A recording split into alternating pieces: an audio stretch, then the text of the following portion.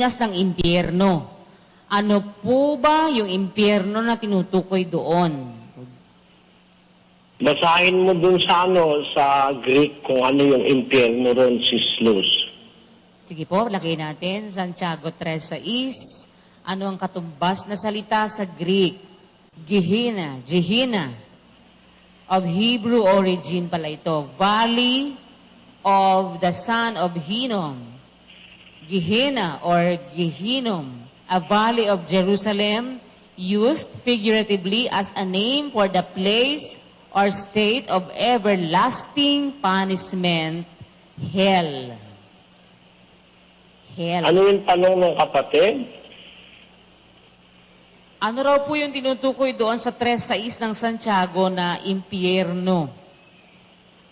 Yung pinagniningas.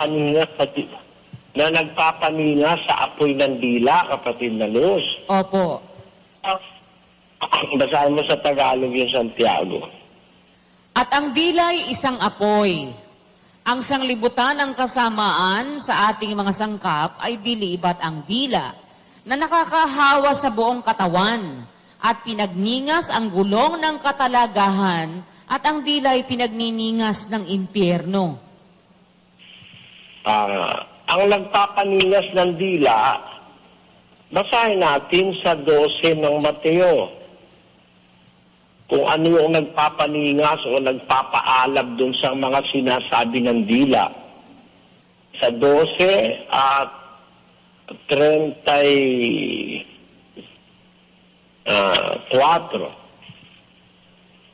Kayong lahi ng mga ulupong, papaano kayo na masasama ay makapagsasalita ng mabubuting bagay?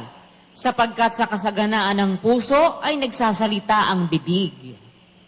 Saan ang gagaling yung idinadaldal ng dila, Sislos? Sa puso po nang gagaling. Ayun. Pagka man tao'y masasamaan sinasabi, may impyerno sa loob niya.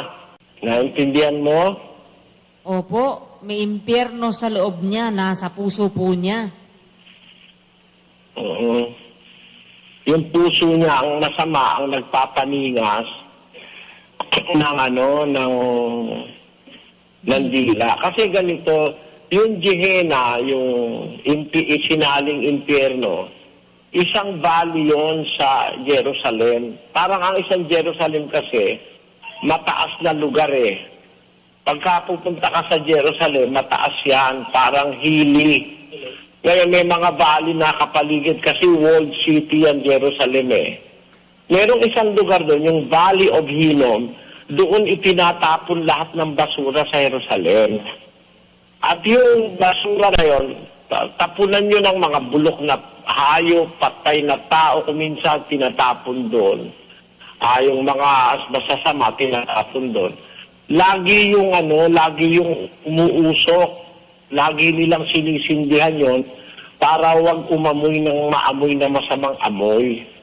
Kaya para bang yung Valley of Hinnom o yung Gehenna, parang simboliko ng isang lugar na laging may nag-aapoy doon kasi nga para yung bulok na nandun matupok.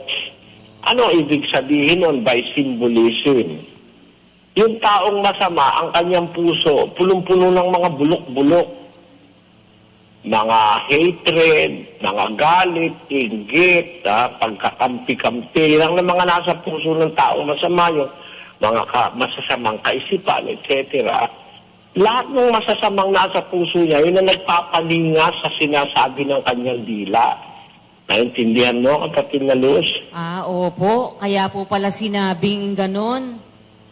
Dahil yung Valley of Hinnom na yon, tapunan ng basura, ng mga bulok, parang ganon din po yung kalooban ng tao na ang dila niya ay pinagniningas ng impyerno, yung mga basura at mga bulok, yun ang nasa loob niya mismo, na yun nga ang lumalabas po pag nagsasalita siya. Oo, ganun yun.